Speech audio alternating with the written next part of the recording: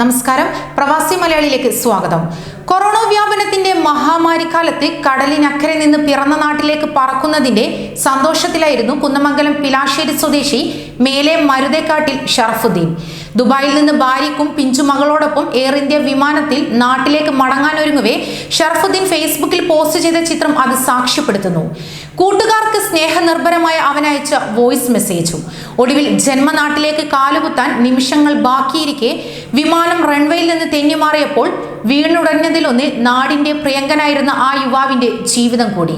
എന്നാൽ അവസാന യാത്രയാകുമെന്ന് മുൻകൂട്ടി കണ്ടിരുന്നോ എന്ന വിധത്തിലുള്ള സംശയം ഷറഫു ഉന്നയിച്ചിരുന്നത് ഓർത്തെടുക്കുകയാണ് സുഹൃത്തെ. എന്തോ എന്നത്തെക്കാളും ഇന്നൊരു പ്രത്യേക ടെൻഷൻ തോന്നുന്നു എന്നൊക്കെ പറഞ്ഞു കരഞ്ഞു. ഒരപകടം മുൻകൂട്ടി കണ്ടതുപോലെ.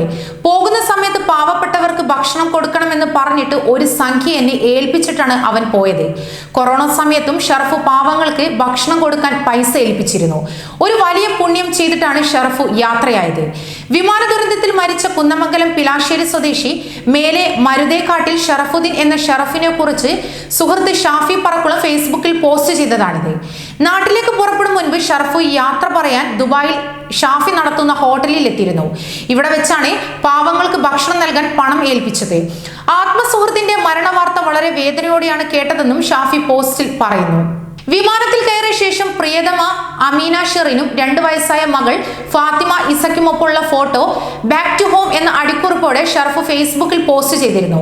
സന്നദ്ധ സംഘടനയായ ICFന്റെ UAE നാഷണൽ കമ്മിറ്റി അംഗമായിരുന്ന ഷറഫുദ്ദീൻ എല്ലാവർക്കും പ്രിയപ്പെട്ടവനായിരുന്നു. ഷാഫി പറക്കുളം ഫേസ്ബുക്കിൽ എഴുതിയ കുറിപ്പിന്റെ പൂർണ്ണരൂപം ഇങ്ങനെ: എന്റെ കൂട്ടുകാരൻ ഷറഫു ഇന്നത്തെ ഫ്ലൈറ്റ് അപകടത്തിൽ മരണപ്പെട്ട വാർത്ത വളരെ വേദനയോടെയാണ് കേട്ടത്. നാട്ടിലേക്ക് പുറപ്പെടും മുൻപ് യാത്ര പറയാൻ എന്റെ ഹോട്ടലിൽ വന്നിരുന്നു. എന്തോ എന്നത്തെക്കാളും ഇതൊരു പ്രത്യേക ടെൻഷൻ തോന്നുന്നു എന്നൊക്കെ പറഞ്ഞു കരഞ്ഞു. എന്തോ ഒരു അപകടം മുൻകൂട്ടി കണ്ടതുപോലെ. പോകുന്ന സമയത്ത് പാവപ്പെട്ടവർക്ക് ഭക്ഷണം കൊടുക്കണമെന്ന് പറഞ്ഞിട്ട് ഒരു സംഖ്യ എന്നെ ഏൽപ്പിച്ചിട്ടാണ് അവൻ മടങ്ങിയത്. കൊറോണ സമയത്തും ഷറഫു പാവങ്ങൾക്ക് ഭക്ഷണം കൊടുക്കാൻ പൈസ ഏൽപ്പിച്ചിരുന്നു. ഒരു വലിയ പുണ്യം ചെയ്തിട്ടാണ് ഷറഫു യാത്രയായത്. അള്ളാഹു എന്റെ സുഹൃത്തിന്റെ സ്വതക്ക സ്വീകരിക്കട്ടെ. അതിന്റെ പുണ്യം അള്ളാഹു അവന്റെ ഖബറിലേക്ക് എത്തിക്കട്ടെ.